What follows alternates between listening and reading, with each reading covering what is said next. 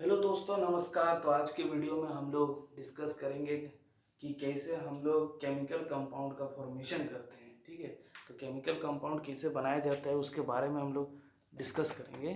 तो ध्यान से चैनल से जुड़े रहिए। अगर आपको कोई डाउट होता है तो ज़रूर हमसे पूछिए, इसकी क्लियरेंस लीजिए। तो चलिए बिना कोई देरी किए हम लोग स्टार्ट करते हैं वीडियोज़ को।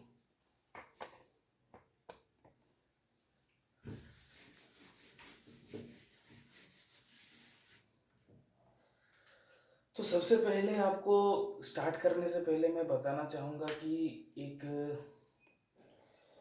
मॉलिक्यूल, एलिमेंट और कंपाउंड में क्या डिफरेंस है, ये थोड़ा आप जान लीजिए स्टार्टिंग के वीडियोस में। फिर हम लोग कैसे केमिकल कंपाउंड फॉर्म किया जाता है उसके बारे में जानेंगे।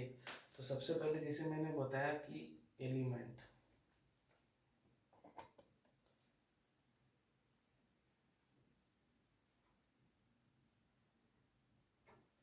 तो एलिमेंट जो होता है वो किसी एक सब्सटेंस से बना होता है। एक पर्टिकुलर आइटम्स के कॉम्बिनेशन से जो चीज़ बनता है उसको हम लोग एलिमेंट बोलते हैं।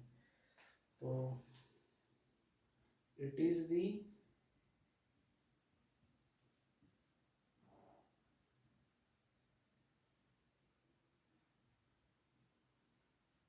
फंडामेंटल यूनिट और we can say atom.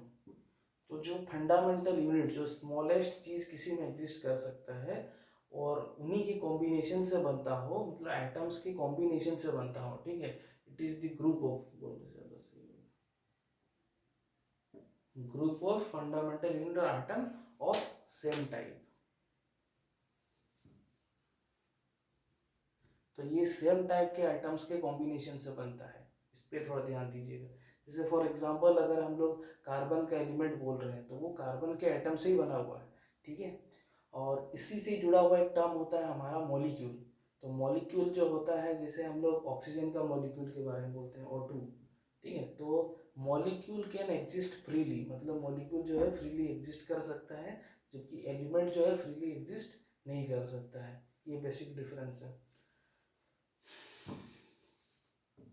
So element जो था वो फ्रीली एग्जिस्ट नहीं कर सकता है, फ्रीली एग्जिस्ट इसमें पॉसिबल नहीं है, इट इज नॉट पॉसिबल। किस केस में? एलिमेंट के केस में। But molecule can exist freely, मतलब मॉलिक्यूल फ्रीली एग्जिस्ट कर सकता है।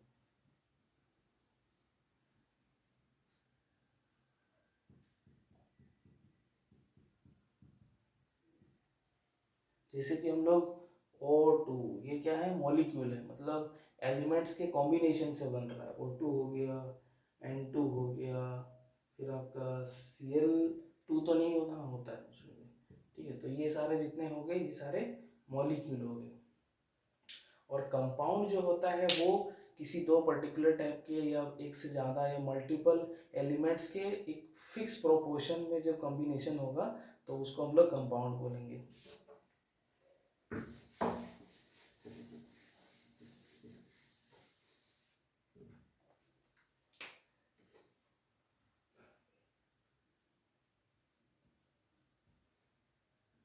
जैसे कि हम लोग वाटर के साथ समझते हैं। जैसे वाटर में क्या होता है, दो हाइड्रोजन में एक ऑक्सीजन। अगर हम लोग इसका दो को कंपाउंड 2H2O कर देंगे तो भी इसमें जो रेशियो रहेगा वो हमेशा 2:1 ही बने रहेगा, इनका रेशियो टूटने वाला नहीं है। तो इसको हम लोग बोलेंगे कंपाउंड। ऐसे ही हमारे जैसे C2, जैसे हम लोग का ग्लूकोज हो गया, ग्लूकोज के एग्जांपल्स के थ्रू समझ लेते हैं। C6H12O6, तो ये भी क्या है? कंपाउंड है। और कंपाउंड में क्या होता है? रेशियो हमेशा फिक्स रहता है। जैसे कि यहाँ पे रेशियो होगा 1:2:1। ठीक है, ये रेशियो बना रहेगा। तो हमेशा इसमें मात्रा जो होता है, क्वांटिटी जो होता है वो फिक्स होता है। ठीक है, तो ये था हमारा कंपाउंड के बारे में। मैंने इसमें हल्का फुल्का आपको कंपाउंड के बारे में बताया है। अगर आपको और ज़्यादा डिटेल में इसमें जानकारी चाहिए तो प्लीज़ कमेंट बॉक्स में ज़रूर कमेंट कीजिएगा।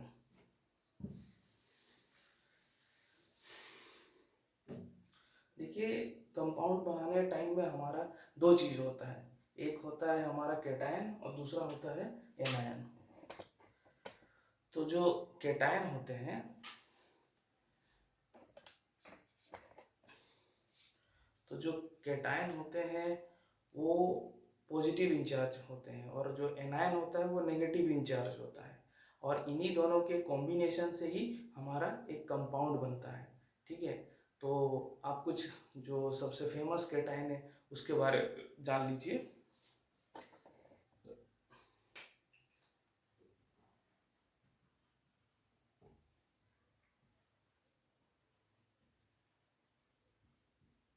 ठीक है, तो यहाँ पे जिसे मैंने लिखा है कि कैटायन मतलब पॉजिटिव चार्ज, तो जिसमें भी पॉजिटिव चार्ज होगा वो कैटायन है। तो इसमें जैसे मैग्नीशियम +2, कैल्शियम +2, ठीक है। फिर आपका हो गया Na+ और पोटेशियम प्लस, क्रोमियम +3, ठीक है। तो ये कुछ जनरल है, और भी हम लोग जब इस पर डिटेल से पढ़ेंगे तब बीच बीच में उनको भी इंक्लूड करेंगे। हाइड्रोजन का होता है H+, ठीक है। तो ये सारे कुछ थे। अभी हम लोग एनायन के बारे में देखते हैं कि एनायन में क्या क्या होता है।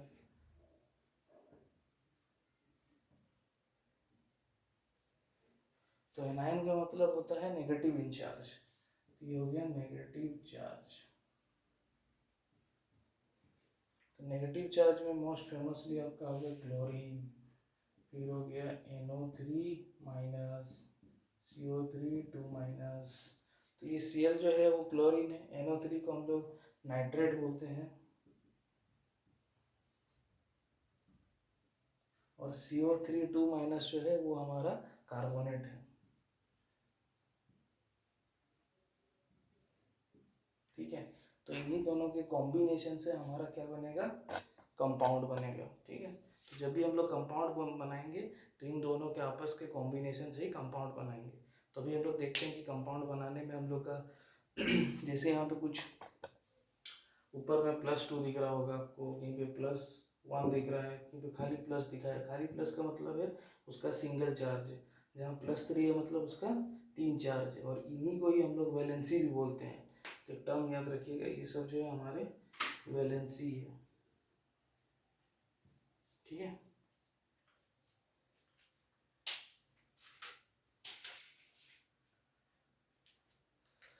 तो हम लोग तभी कुछ कंपाउंड फॉर्म करते हैं। देखिए कैसे बनता है कंपाउंड।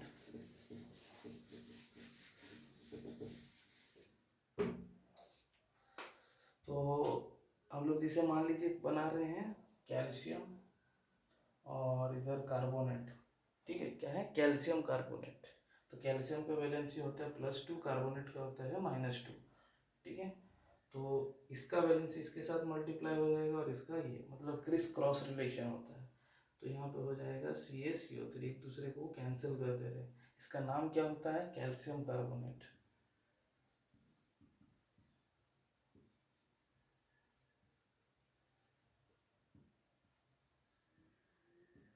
ठीक है, तो ये हो गया हमारा कैल्शियम कार्बोनेट। इसी हम लोग अगर देखते हैं NaCl का, ठीक है, जिसको बोलते हैं हम लोग सोडियम क्लोराइड।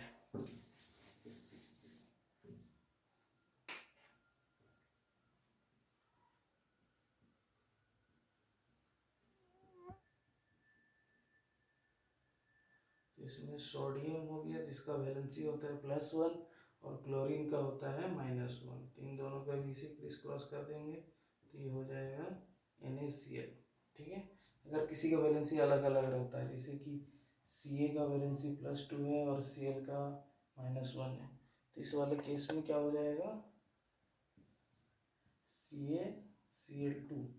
ठीक है, कैल्शियम क्लोराइड का ये वाला हो जाएगा। देखिए मतलब इसका जो चार्ज था 1 रहा, इसका चार्ज इधर क्लोरीन के साथ ऐड हो गया, और हमेशा जो वैलेंसी होता है वो इसका सबस्क्रिप्ट में ही मल्टीप्लाई होता है। ठीक है, तो ये स्टार्टिंग के कुछ वीडियोस थे जो कि हमको कैसे कंपाउंड फॉर्म करना है, कैसे वैलेंसी का यूज़ करना है। इसके आगे जो हम लोग फाइंड करेंगे कि कैसे वैलेंसी को फाइंड कर सकते हैं। तो इसी के साथ हमारा ये पहला वाला वीडियो इसी पे समाप्त करते हैं, और आगे में हम लोग केमिकल कंपाउंड पे इसी डिटेल से वीडियो बनाएंगे। तो कृपया जुड़े रहिए। धन्यवाद।